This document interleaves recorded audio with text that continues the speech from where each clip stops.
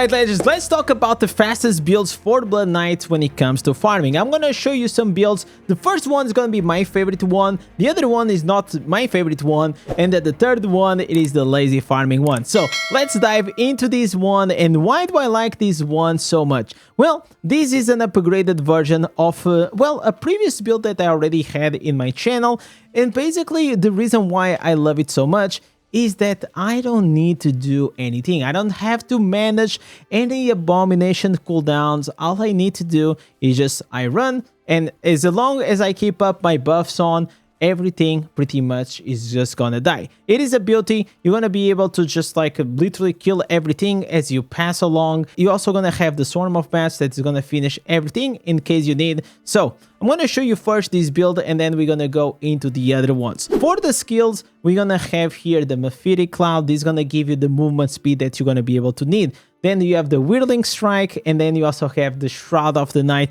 together with the Swarm of Bats. And I'm going to show you how this works, because it's actually something that I found out, like based on the previous Abomination build, that I didn't really thought about it until today, whenever I was just like farming with the Abomination build, and I thought to myself, there's gotta be a better way. So let's go here into the instances. First of all, we're gonna have the Blood Feast, where the Mov Spd Cloud, it is gonna give you some damage, and it's also gonna drain some life, so this is gonna be able to keep you up whenever you're farming. Together with the Night Flare Pants, is gonna give you this 28.5% movement speed as well as attack speed. I hope that in the future we have better instances to also give us a bit more movement speed, like a 50% for Blood Knight will be absolutely incredible. But I'm also gonna tell you how can you boost these into the maximum movement speed if you want.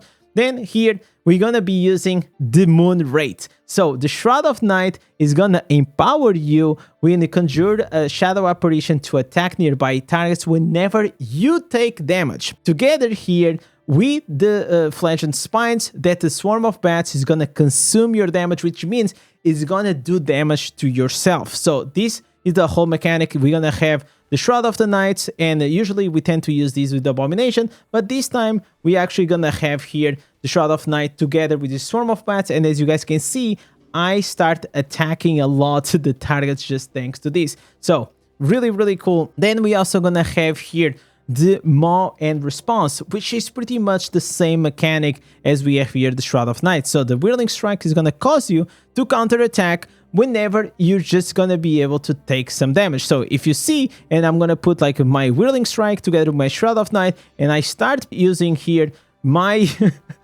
my Swarm of Bats, all of a sudden I create like this crazy AoE that together with the Mov Spd Cloud, well, it's just gonna see pretty much how this works. It works really well. Then we also gonna have here for the other main hand is gonna be the Exquisite Silence, that the Ravages will cause you to put a bleed on the target. This is like really good because, you know, the bleeds will also help you to finish up the target. Then we're gonna have here this offhand that the Ravage will have almost 30% chance of conjuring an additional Ravage attack, and you're gonna be able to see it like it procs like very often.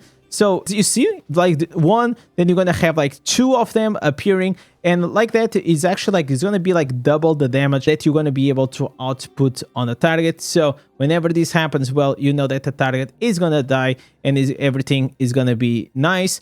Then you're gonna have here the Winged Anointment, that you're gonna have an increased critical hit chance against enemies suffering from continuous damage, which is gonna be bleeds, and you're gonna be applying bleeds like together, like, or the burning effects with a rolling consequence. So this is pretty much the build. Then we also gonna have here for the green set items. So if you guys want to take a screenshot, this is it. Then you're gonna have the 4 pieces of Restitution Blood. This is pretty much just like to guarantee that you're gonna kill them. So this is gonna give you a 35% increased damage buff, which is really nice. And the 4 pieces is just an execute. Whenever they're gonna reach to the 10%, you're gonna be able to just smack them and make sure you can replace these maybe with I don't know, like there's really like nothing like that crazy, but maybe you can go with the 4 pieces Vitus if you want, or even like the 4 pieces Beacons of Ice. Regardless, almost anything works. This is where it works like really well for me. Then we have the 2 pieces Vitus to increase our beneficial effect durations, as well as the Banquets of Ice to increase the 15% damage against enemies suffering from continual damage. So very, very nice. The setup, like as long as you are able to kill everything that you want, it is flexible. This is the one that I found out it works really well. Then we also gonna go here into the legendary gems, which are gonna be Mother's Lament, Berserker Eye, Hunt Coil, Bloodsoaked Jade, Rolling Consequence, Colossus Engine. Then we have the Gloom Cask, but it's not a Gloom Cask, it is actually the Void Spark. So we have the Chain Lightning, and then you have the Blood Flow.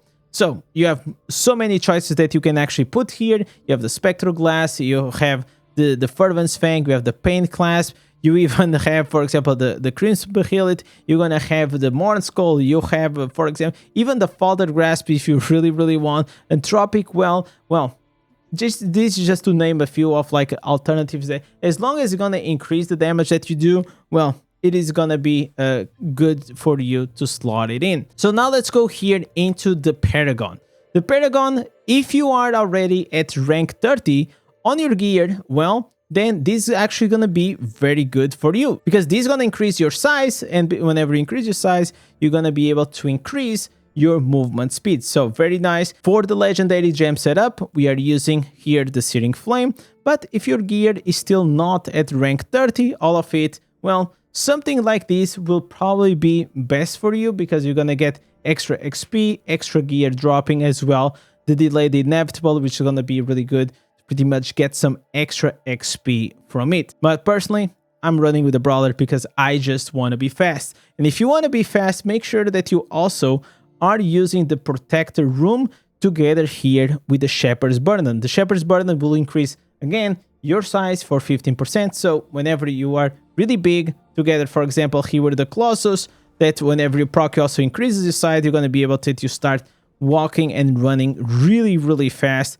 even on top of the movement speed that you already have. So right now we are at 48.5% movement speed. If we really want to increase this movement speed, there's only one way, and that way it is by using the clandestine affixes. Unfortunately, I don't have, but the clandestine affixes is something that you can farm on the Era Band or Abyssal Verge, and every time that you kill a mob, it's going to be able to add 12% more movement speed on top of your max movement speed. So it is really nice. It can go up to 70%.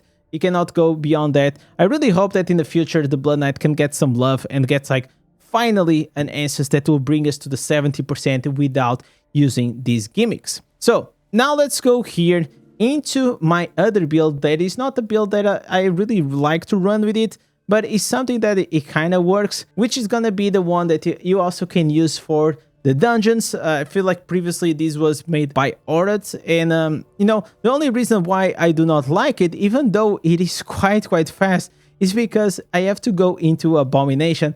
And personally, I'm not like really the biggest fan of farming into Abomination, but this is really easy also as well to play. If you see, I'm gonna have 3 skills right here, and you activate, you go into Abomination, and then you just pretty much gonna run. The problem is that you have to pay attention to the duration of your Abomination, that you have to go out, then you have to go in, and you can use your dash, so the dash will also help you a bit with the speed. But for me, I just feel like it is a bit more relaxing whenever you can just go and like with the same size that you have, you're gonna have the same movement speed with the other one, and I don't really have to go and be, you know, using the Abomination all the time and go in and looking at, then I'm like, oh my god, like, okay, I guess I'm out of the Abomination. No, I prefer the other one just because of that. Regardless, I still use this build sometimes into dungeons because it's just like actually like really fast. But on the dungeons, you need to have that maximum damage output or the maximum speed that I can get, and the Abomination will give me that. So here are gonna be like very easy for you guys to copy, so it doesn't take a lot of your time. It is basically, we are using the Shroud of the Knights together with the Whirling Strike, Siphon Blood, as well as the Abomination, and we're just using the Horns of X, so the Siphon Blood will come as a buff with us. Then we are also using here the Broken Main Hand, that the Siphon Blood will create extra damage whenever you attack the enemy 3 times. The Anchored Agony is going to apply extra damage, AoE, as well as the slow for the damage loss of control. The Moon Rate is going to be the same mechanic that we are using on the other build. The Moon Rate with the Maw and response. Whenever you take damage, you're just going to be able to just create that AoE around you. And then the Grim Hunt, that whenever you have the Abomination active, you're going to have increased damage together with the Finish Momentum. Also increased damage whenever you're going to activate the Abomination. Then you can use the 2 pieces Blood as well as 4 pieces Grace or 2 pieces Vitus, or you can go, for example, with what I already had. This works really well. You can use the Slinger for dungeons, or you can go, for example, like if I was farming, I'll probably be using here the Brawler because it's just faster together here with the Searing Flame if you have the running consequence. Otherwise, you can go with the Dead's Release. So this is the alternative build. Now I'm going to show you the build that, you know, a lot of people ask me, and it is if Blood Knight can actually lazy farm or AFK farm as you want to know it. Well, it does. It is actually super easy because, as you guys know, we're going to have a shoulders that in these shoulders allows us to just have the bats on all the time. So now you just have to find a way to heal yourself and not die all the time. So you're gonna see here that the only 3 instances that really matters, it's the Flagellus Spines, which is this one that the Swarm of Bats will consume your life and will start doing damage and hunting the enemies around.